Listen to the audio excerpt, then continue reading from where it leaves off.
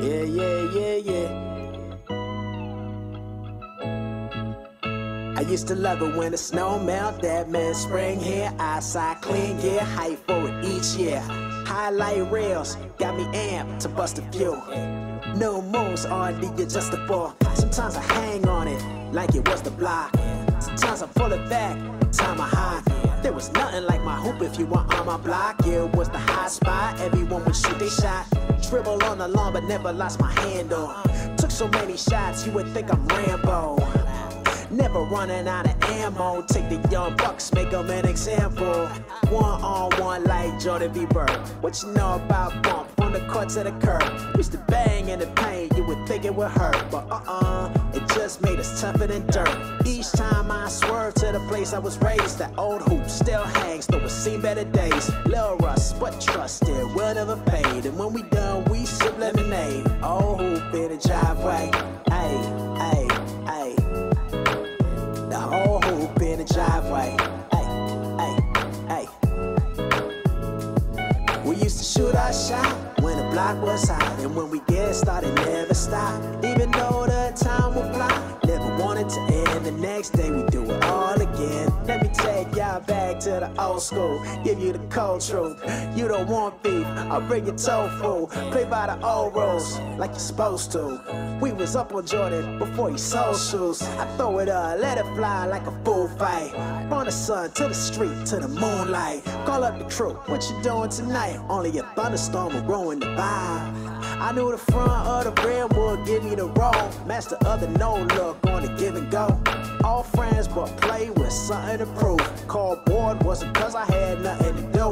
Music turned so loud the neighbors must have hated us. Had to check for cuss words or they regulators. Gonna replace it with a new one but wouldn't change it. It was classic, those times were the greatest. That old hoop in the driveway. Ay, ay, ay. That old hoop in the driveway. Ay, ay, ay. We used to shoot our shot when the block was hot. And when we get started, never stop. Even though the time would fly, never wanted to end. The next day we do it all again. The old hoop in the driveway. Ay, ay, ay, ay, ay. The old hoop in the driveway. Ay, ay, ay. Nothing like that old hoop. Yeah.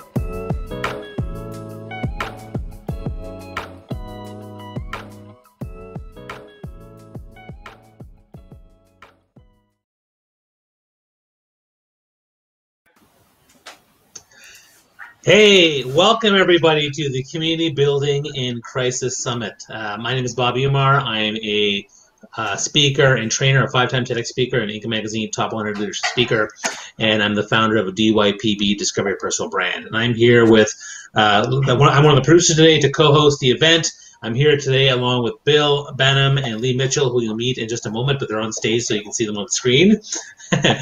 I want to tell you the story about why we're here today. So I run a community of awesome people in the Discovery Personal Brand startup group, and we've had a community of wonderful people. But when the COVID hit, it was hard for us to, engage the volunteers. It was hard for us to navigate the storm, and we ran an event which didn't go well. Then we tried another one in the fall, and it was really hard to do it. And so, I spoke with, I've collaborated with Bill and Lee on other things before, and I met with Bill and I met with Lee, and we all started talking about, maybe we should do something together because, all our communities are struggling. And there's lots of people out there that don't know, how to navigate the storm, how to engage leadership, how to actually make some really tough decisions, and I think it's something we're all still going through as we're trying to navigate uncertainty, navigate the overwhelm, and just trying to deal with this very probably one of the most challenging situations that I've ever experienced my entire life. And so that's really kind of how this came along. We realized that communities need help. Let's bring in some speakers, let's bring in some panelists to try to make it, and to provide insights, inspiration, knowledge, and even hand-holding for those who need it. Because I think a lot of you, whether you're a business organization or a social justice community or community organization, if you're a nonprofit or charity community, you're an interest-based community, it doesn't matter. We all need that help. We all need that support. So we're grateful that you're here, and we're really excited to plan this free event for all you people. And we actually have so many people online, so it's really exciting. Let me just get right into some of the housekeeping logistics. So this is the main stage, right? And so you found us here, and you can use the live Q&A function to the right of the screen to ask questions to our speakers and to chat with each other during the presentations. We'll spend most of the afternoon actually on the main stage, but we'll be also heading back to the lobby and then to hop into the breakout spaces. If you need any help during this, please go back to the lobby and click lobby in the top right corner of your screen, and then click on concierge. Okay, here you can live chat with support reps who can help you with any technical issues. And so, and again, telling you the story, the reason we created the Community Builders event is because this is going to be the first in a series of summits, workshops, and networking events for those involved in community building, communications, and growing more engagement. So the agenda for today is pretty great. We have some awesome speakers. So we're going to start off with a couple of talks from our two main keynotes, plus a charity addresses from charities we want to support.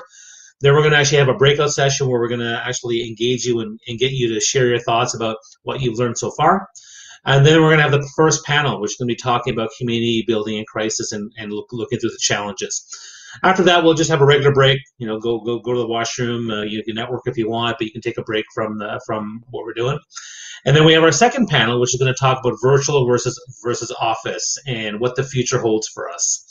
And then after that, we're going to have another breakout. This one's going to be more of an intimate session of small breakouts. We're going to have conversations to talk about where you've been, where we are now, where we want to go. And then we're going to actually end with the final keynotes and basically and then have a close. And after that, we have, and just a heads up that the keynote from Kirsten Stewart is going to be actually in a breakout hall versus the main stage, whereas the other ones are going to be on the main stage. And after that, we're going to have some final thoughts. And again, all through it, you're always networking. And then we have this after party where we actually there's a lounge and there's some games rooms, and we're going to have lots of fun because we're going to be celebrating. Because, what's the best thing that communities can do? We can celebrate together. So that's really why we're here today, what the agenda is for today, and where we'd like to have you join us. And we thank you for your time. So I'm going to hand it over to Lee Mitchell. Lee, you're up next. Thank you so much. What a great introduction, Bobby. So we've all been joking around, calling each other different names, Beautiful Bobby, Bodacious Bobby, and I am Lee the Bee. So I am here as your co-MC for the day, and I'm going to be introducing Bill next. But I just wanted to take a moment to say how much it means to me that all of you are here today. We're all struggling. I know I've been struggling with my mental health throughout the pandemic. It's not been easy for any of us. And when we came up with this concept to bring us all together to support each other in community building and just feeling less alone, less isolated, and problem solving together. There's scientific proof that says that when you address a challenge with people who you feel emotionally connected with and who you feel psychological safety with, that those challenges are much easier to handle when you do it with someone you know cares about you. So Bobby and Bill, they care about me, I care about them, and we had our moments. There were some tears and some cheers, the tears from me, the cheers from all of us together. Together we've produced this incredible event, and our speakers and sponsors and everyone who've come together for this conference, they're incredible. And I'm just sitting here kind of in awe. I've been going around. I have like a big, huge foam baton that I'm going to use on anyone who gets near my internet connection, because that's my biggest fear, is that something's going to happen with that internet connection. But I know we're going to have a lot of fun, and I know that I'm about living more and worrying less. And I hope throughout this day that we roll with the punches. If there's any setbacks with the conference, that unexpected things that happen, I know that we're going to handle it with humor and with pizzazz. So without further ado, I'm very honored to welcome Bill Banham. Thank you very much, Lee. Hi, everybody. I'm Bill Banham. I am the founder at ICNE Media Inc., the editor at HR Gazette, host of the HR Chat Show, and one of the co-founders of the Innovate Work event series. And like many of you out there, and like Lee and Bobby have mentioned so far, I've gone through a journey over the last year where we've needed to pivot based on the fact that previously a lot of the activities that we were doing with our communities were in person, and it was to do with building up those in-person relationships and networking in person. And we've all had to pivot and change our approaches. And there are some really great ways, and you're going to find out about those throughout the sessions today, that we can continue to collaborate and communicate and make a difference to our causes and to the business world as well. But enough about me. What about you guys? Who are you today? Well, you're from everywhere. You're from profits and non-profits, small organizations, independents, all the way up through to the big guys and everything in between. You are marketers, you are HR folk, you are operations, you are leaders. But you've all got one shared interest, and that's how can you collaborate, how can you communicate, how can you engage with the wider community. And we thank you very much for joining us today. We'd also like to thank our sponsors and our supporters. If you don't mind bringing up the sponsor slide, please. So in terms of our partners and our supporters of this event, we couldn't do it without you. You're fantastic, and you include Women in Biz Network, HR Gazette, DYPB, BHR, ICNE Media, Strategic Front, King Virtual Events, IntelliHR, Learngistics, Innovate Work, LeeMitchell.com, Ryerson University, Ray Allen, and several more. So thank you so much. And then if you can bring up the slide with causes, please. So part of our motivation to do this event, to bring this event to you today, is also to highlight a couple of causes which are dear to our heart. And those are Diabetes Canada, and you're going to hear from them in just a moment, and also the Bad Dog Theatre Group. So before we go any further, I'd like to share this land acknowledgement with you from John Pierre Fernandez, who's the Campus Engagement Specialist over at Ryerson University. Now, our cause is diabetes. Hi everyone, my name is Jean-Pierre and I'm joining you from the Ryerson University Career and Co-op Center. We are really excited to be part of this conversation today. And to kick things off, we wanted to start by acknowledging the land that we're on. It's important for us to acknowledge that our opportunity to come here today and to share space with one another is a result of a long legacy of colonialism. Colonialism, which continues to impact the lives of many Indigenous peoples and communities across Canada today. Colonialism that we as settlers continue to benefit from. And so it's with this land acknowledgement that I encourage and remind myself and everyone here today to reflect and honor the truths and past of the land in which we sit, to lean into the discomforts when they arise, and they will, and to actively work with this discomfort to seek new learnings and unlearnings about the land that we collectively call home. The land acknowledgement that I'm about to recite is very Toronto-centric, but I do want to recognize that there are Indigenous peoples across all of Canada and the Americas. And so with this, I'll say Toronto is in the Dish with One Spoon territory. The Dish with One Spoon is a treaty between the Anishinaabe, the Mississaugas, and the Haudenosaunee that bound them to share the territory and protect the land. Subsequent Indigenous nations and peoples, Europeans, and all newcomers have been invited into this treaty in the spirit of peace, friendship, and respect. Thanks so much. Enjoy the day, everyone. Thanks so much for that. I really appreciate you sharing that with us, Jean-Pierre. We're looking forward to hearing from you as our panel on our panel later as the moderator. Now, part of the reason we produced this event was to offer you a platform for some causes near and dear to our hearts. And we want to give them an opportunity to kind of share who they are and have you in the audience support them, because we are here about supporting communities. So with that said, it's now time to introduce our first charity partner, Diabetes Canada. On behalf of Diabetes Canada, thank you all so much for the opportunity to be one of the charities of choice for your conference today. And I say thank you not only on behalf of my organization, but also on behalf of the 11.5 million Canadians who live with diabetes or pre-diabetes, including myself. I got my diagnosis of diabetes about 3 years ago, and little did I know then that it would put me at significantly increased risk if a virus like COVID came along. But it has, and I am at greater risk. You may not be aware, but people who live with diabetes like myself are at a much greater risk of developing serious symptoms and complications if they contract COVID-19. We don't have a higher chance of contracting it, but if we get it, we have much more severe symptoms, are more likely to require hospitalization, and are 3 times more likely to die compared to people who don't have diabetes.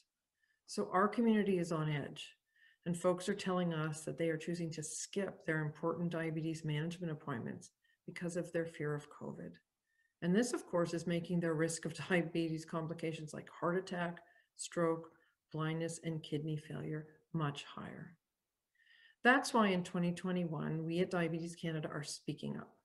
We are using 2021, which is the 100th anniversary of the discovery of insulin right here in Canada, to say enough is enough. We can't wait another 100 years to end diabetes. While back then and now insulin is a life changer, it's not a cure. It's the starting line of our race, not the finish line. And that's why we are so encouraged that the organizers of this event, Community Building in Crisis, have selected Diabetes Canada to support, because together we will end diabetes. Thank you so much for that. I appreciate that, and we're happy to support you. It's now time for our first speaker, Claude Silver. She's the Chief Heart Officer of VaynerMedia, a global creative and media agency that works differently because it's built differently. She works directly under Gary Vaynerchuk, who many of you know. One of the things that I want to share about Claude is that she actually reached out to me and we had many deep conversations. And the empathy and heart and warmth that she has, even just in reaching out to someone like myself, is greatly appreciated. And she's going to talk about how to support the business communities with heart. So I'm looking forward to hearing her talk. Please welcome Claude Silver. Hey, Bobby, thank you so much. Thank you. For that. It's a real honor to be part of your community today. So I want to thank you for welcoming me with open arms. So let's get started. I'm going to just walk you through some of my thoughts. Let's go to the first slide. As we talk about community and building community and taking care of our community, I can't think of any better way to start this little talk out with Maya Angelou is kind of the best way. I've learned that people will forget what you said, people will forget what you did, but people will never forget how you made them feel. And of course, how you made them feel, how we make each other feel, how we hold space for one another, how we listen is everything. Next slide. So I have an incredible job title and a wonderful job description. It continues to just be this one line every time I check in with Gary, which is to touch every single human being and infuse the agency with empathy. So that's about 1,000 people now that I get to be with on a daily basis and really work for. Let's go to the next slide, please. I have one real mission when it comes to building community and strong cultures, and that is really to bring the heart and the humanity into the workplace to create spaces of belonging and bravery so people can show up and thrive, not just survive. This is my one and only mission. It is literally my guiding principle as I walk into work every single day. But really, it is who I am, and I am sure that I'm speaking to people that have very similar missions. Next slide, please. So when I speak about leadership, and when I certainly speak about scaling community and scaling good vibes and the idea of reaching out, crossing the bridge, touching other people, really my one thought is that we here are not only here to take care of ourselves and our own emotional well-being and our own emotional fitness and mental health, but other people.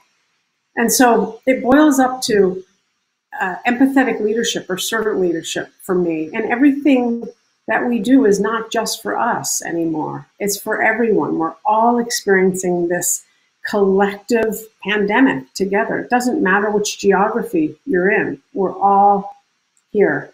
And so when you are a leader, you really work for other people. It's not really the other way around. And that's something that is really incredibly important to me, that I work for other people. I am here to help them ignite themselves, because that has a wonderful knock-on effect and a wonderful domino effect. When you do it right, and when you can really show up and hold space and create psychological safety for other people, it's amazing what they will then do. Next slide, please. For the first time really in our lives, certainly in my life, everyone in organizations are really showing up as leaders or being asked to step into leadership positions and help other people. We don't have training for everyone. You know, it's not just like you get a job promotion and then the next thing you know how to lead people. You don't. But I believe that good leadership really takes knowing where you want to go and bringing other people with you. And today, in this day and age, and certainly in this conference, we are around leaders. We're surrounded with community leaders that are actually putting their arms around all of us and helping us get from point A to point B to point C together. And that's something that's really important, that we do everything together. Connection is key here. Next slide, please. The way I go about doing this, and something that Bobby alluded to, and I'm grateful about that, is really leaning in on emotional intelligence more so than cerebral intelligence. That's not to say that cerebral and analytical intelligence isn't important. It is. It absolutely is. But I think right now, and where we're going tomorrow, it really takes heart. It really takes self-awareness. It takes vulnerability and emotional courage and humanity and humility, connection, authenticity, vulnerability, having a growth mindset, having the yes and, not the no. And so this is what I promote every single day. And for those of you that know my boss, Gary, you see that this is really the way he goes about living his life, and certainly the content that he's putting out there. It's really about humanity and humility. Next slide, please. So heart-centered leadership, or as I called it earlier, empathetic leadership, for me is actually where we're going. I absolutely believe that we're on this precipice now where we are, if we're not leaning into these things, we're going to be asked to lean into these things very soon. And you know, when you get communities together like this that are all about wanting to embrace one another and make change together, I believe this probably speaks right to you. You know, leaning in on our superpower, which is humanity, creating psychological safety. How do you do that? You have to find the fear and the anxiety and take it out of the system. Now, it's not a 1-2.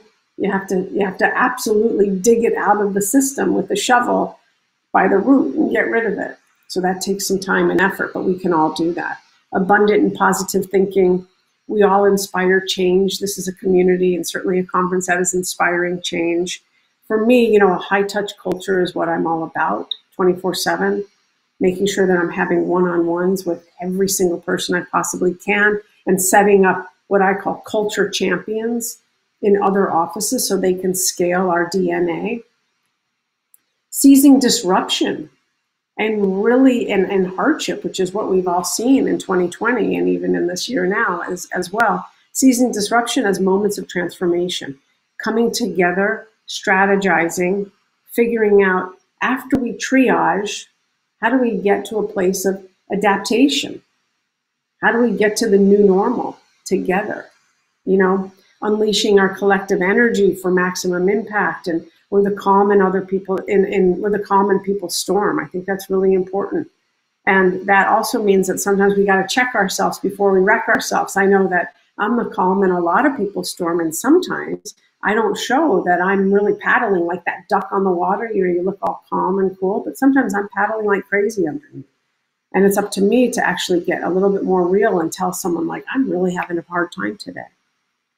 Holding space for people, leaving judgment at the door. These are things that I'm sure that are near and dear to your heart.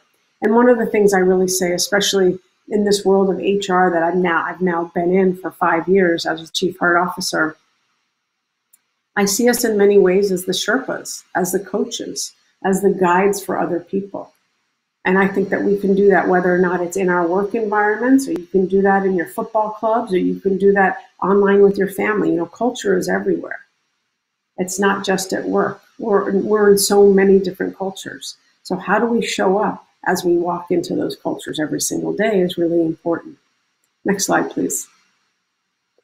So I talk a lot about what I call emotional optimism, and for me, it's really the silver lining, and that's no pun on my last name, although that doesn't hurt, but it's really the ability to take negative and obstructive thinking and the ability to really reframe that so that we're able to see the positives, so that we're able to have that growth mindset. Now, that's not to say that there are certainly some things that are very difficult to see the positives in, especially in that moment, when it comes to serious mental health issues, physical health issues, COVID issues. But I do believe that we all have the possibility, if we lean in on it, to see the other side of the coin, that the sun will shine, that we have another opportunity to go at it tomorrow. Next slide, please.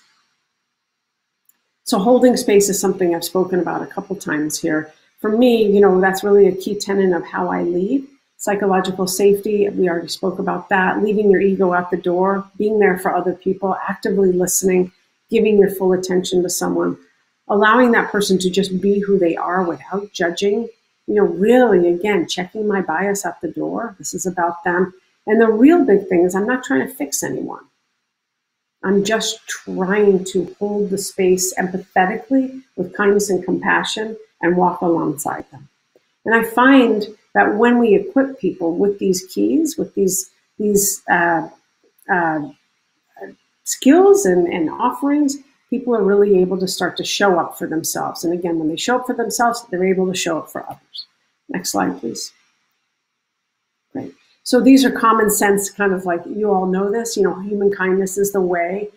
Human beings are wired to belong. We are wired to be in community and connection with one another.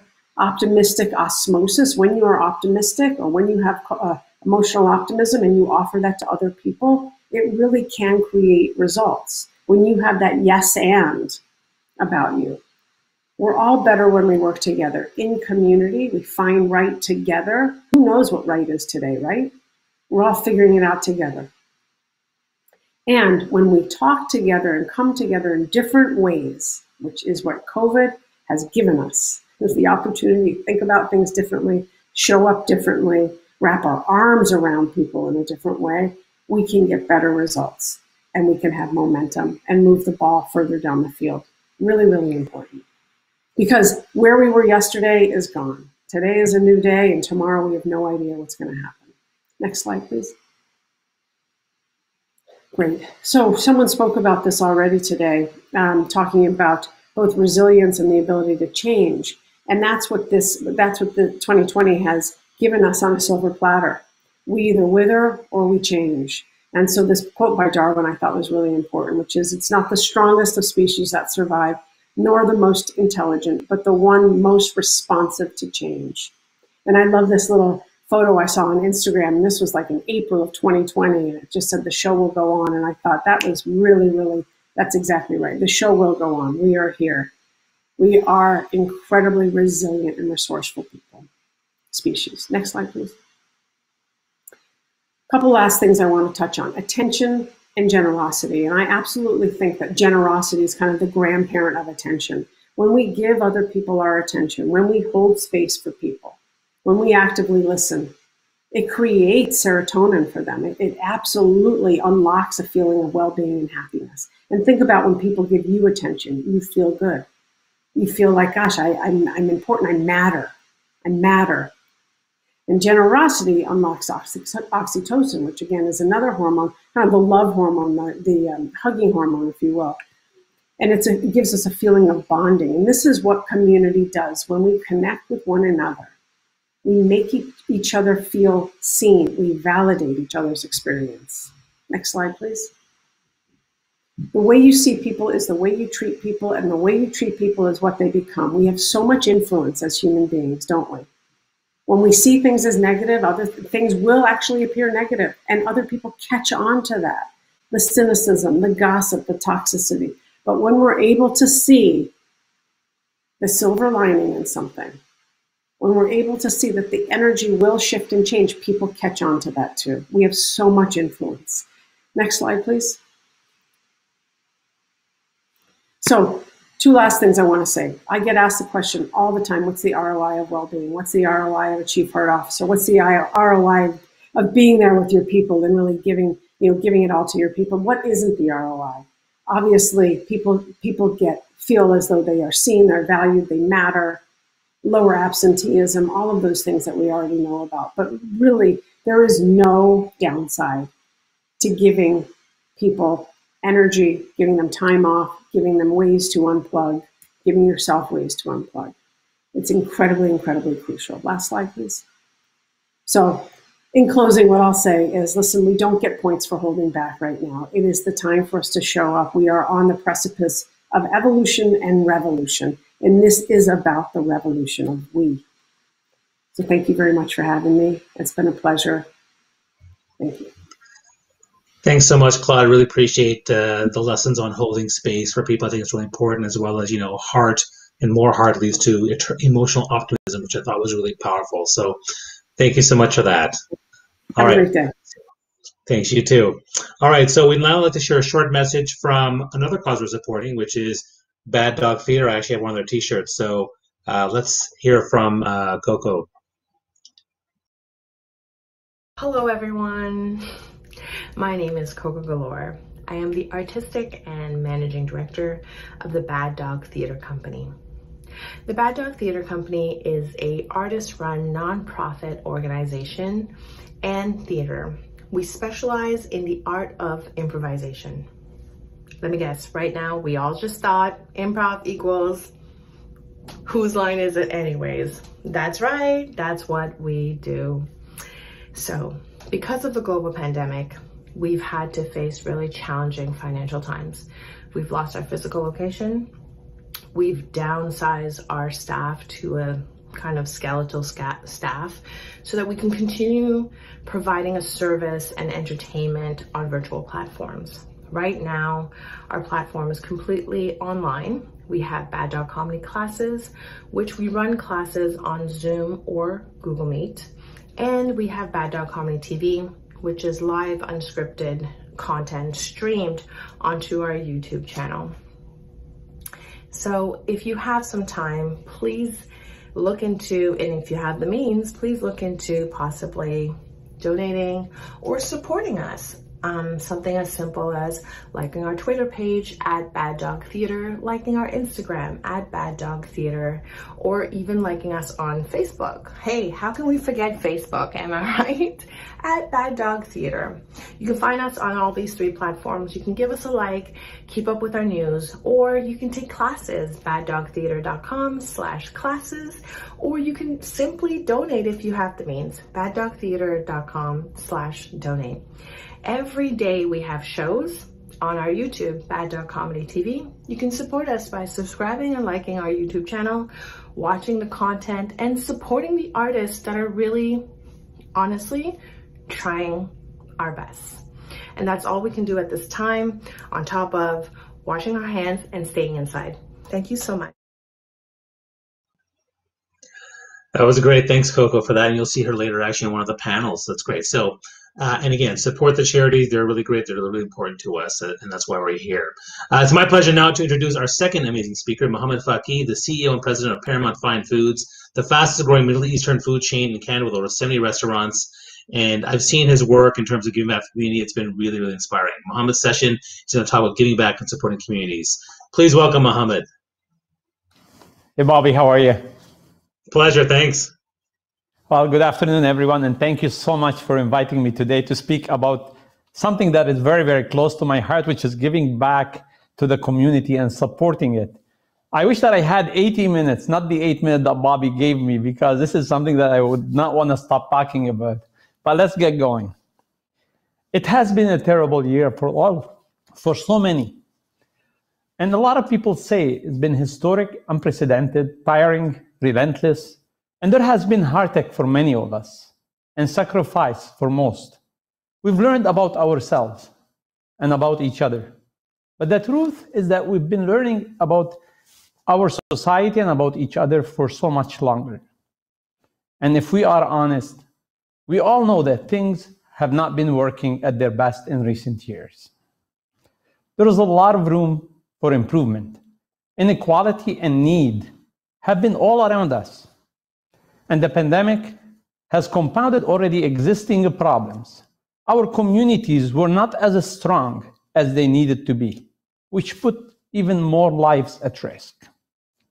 I say this as a business person, as an entrepreneur. That may once have been seen as unusual, but things are different now and have been for a while. The pandemic has accelerated the change. Success used to be defined through the lens of individual riches. It was actually a selfish definition. There is a growing realization that our individual health and wealth cannot be divided from the collective health and wealth of us all. We see more clearly every day how dependent we are on each other and all of what's happening in our communities. There used to be a set of expectations out there that an entrepreneur would only behave in certain ways. A big one is that entrepreneurs don't give back to their communities until they made it big, until they achieve what we call financial independence, and they are rich, as if that is the natural order of events. Well, I'm here to argue the opposite. I believe in my bones that this is backward and anti-success. I've been wired this way since I was young. I grew up actually believing that giving back increases your wealth. If you think your company is doing well now, well, just wait until it's doing it 3 times better. Many businesses still don't know that they are missing out on the benefit of having a purpose-driven culture and how it helps the bottom line. Yeah, I'm speaking to a lot of CEOs out there. You are missing the point. Financial independence is actually accelerated if you have at the core of your company's purpose and culture to give back right from the start. And you will be richer for it, not just morally and through the sense of fulfillment you will get from contributing to your community, but financially as well. More companies and their CEOs should get on board with it. But this is not the same as paying lip service to CSR, corporate social responsibility. You have to make it real in good times and in bad times, not just when it's convenient.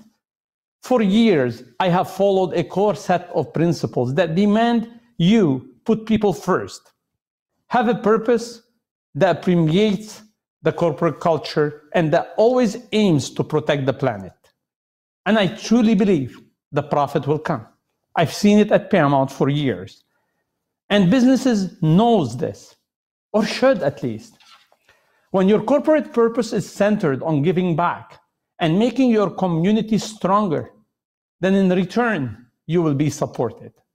Both internally by your own people, your own workers, your own executives, who want to be part of something that they can be proud of, and externally by people who will be happy to become your loyal customers. People who want to support companies that actually cares about the community. We all know that companies don't support the planet. In today's times, they won't be supported anymore. And you would be surprised how many people send me messages every single day telling me that they keep going and visiting Paramount and buying more food because they want to support a company that does things for the homeless and the families in need and for the long-term care homes. And they continue coming to Paramount and support our businesses for that. When you build this way, success is more sustainable and longer lasting. And when you are tested, and when you have been over, like the last year, we all been tested, it's even more important that you stick to it. Because the best people that show the real culture when there is a problem, and we had a problem last year, and we needed all to stick to those culture. So giving quickly becomes so personal. I have to tell you that it's the best feeling in the world. Giving back is so exciting. It might be an event on cooking, sessions in Regent Park at the Christian Resource Center for people in need, or delivering meals of gratitude for the frontline workers in long-term care home, that they're so grateful to be recognized and respected. It's even the faces of those children I met in Lebanon or at the border of Mexico and United States when I went there. Or the feeling when we made sure that the Mississauga Food Bank will not run out of money when everyone else needed it and people were losing their job. Or the message that we all Canadians send to the Canadian Iranian that felt alone after the flight of 752 was down. And we send them a message of love that we are all one Canadian family. We may not be always changing someone's life, but at minimum, we're making their day better.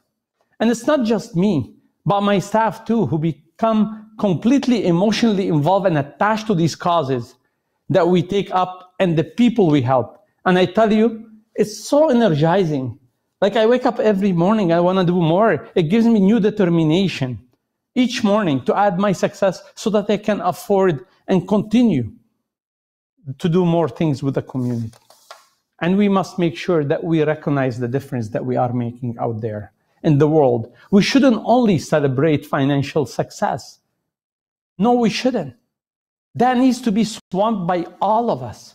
We should more often celebrate the good and the kind. Because I truly believe as a community, we become what we celebrate. So let's celebrate what we want and need more of, what we want our children to look up to, making our community stronger and building it up by giving back is a great thing to celebrate. And community building is not simply a nice thing to talk about. It's fundamental to the social and economic recovery that we need to construct post-pandemic. There is a lot of nice talk that is in the recovery. We need to build back better and stronger, fairer and more resilient. It's all true. But we can only do that when we create not only equal opportunity, but opportunity that it's based on justice and on equity. It's why we need a real childcare system across this country that is affordable and accessible, that is inclusive and high quality, so that women are not held back. Yes, government has a key responsibility here and elsewhere to get it right, but we all have to push for such a crucial approaches. And we can't assume someone else will do it for us. We need to show our leadership now. You know what else holds back a community? Hate. Hate slows people down by making them afraid of participating in their community, in their workplace, in life itself, as they try to avoid being shamed because of their background, because of their color, because of their religion. The growth of hate groups make constant the possibility of being attacked, verbally or sometimes physically. It anchors and handcuffs a person. Trust me, I've been attacked before.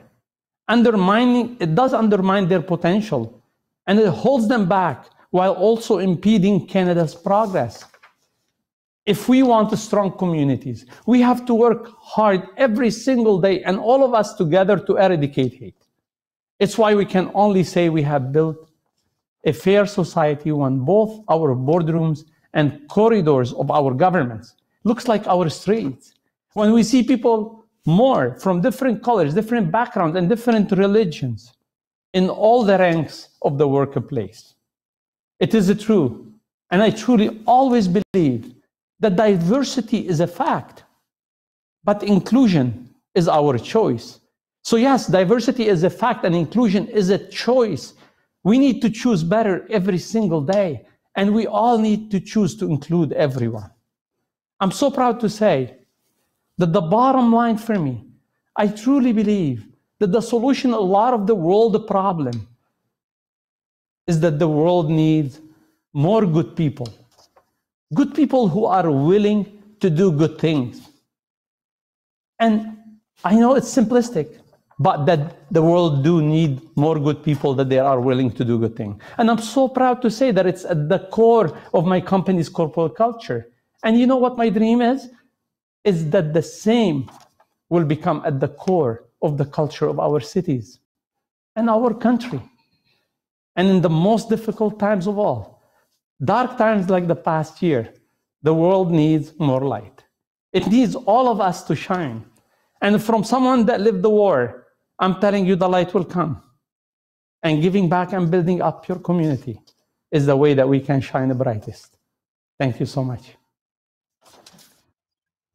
Thank you so much, Mohammed. That was really, really powerful. You know, the inspiration to get more people do more good, the idea to have more light to shine and bring the light back. So thank you so much for that. It was wonderful. And Bobby, thank you very much. And I know you have your own the charity going on, but I'm sure everyone is expecting me to try to push my own charity. So sorry, Bobby, if it's against your protocol or everything. But as you know, we're trying to raise some funds as well for the LTC frontline worker. So if anyone, definitely support the diabetes causes and every other cause. You know, I always believe, and I truly lived it myself, you actually add your wealth by giving back. You don't actually, it doesn't slow you from becoming rich. It actually accelerates for you to get better in life, even your health and wealth and everything else. But please consider ltcfrontlinefood.com so we can send a message to these heroes that they're not alone. That's great. Thank you. We'll try to put that in the chat boxes too so people know. Thank you so much, Mohammed. Really appreciate it. Congratulations on your event. Thank you. Thank you. Okay, so it's time for our first interactive activity. We have some breakout rooms set up with Bill and myself and Lee. We'll invite you to join them and discuss your thoughts about what you've taken away so far from the first couple of sessions today. So the way you want to do is head back to the virtual lobby by clicking lobby in the top right corner of your screen. You'll then click on breakout rooms to be taken to our breakout hallway. You're going to choose from one of the first three options. Just hop into whichever room you like. We will all be discussing the same topics. If the room is full, just try the next one. Okay, and then I want you all to be back on the main stage by 2:10 for the panel. Sound good? All right, we'll see you guys there.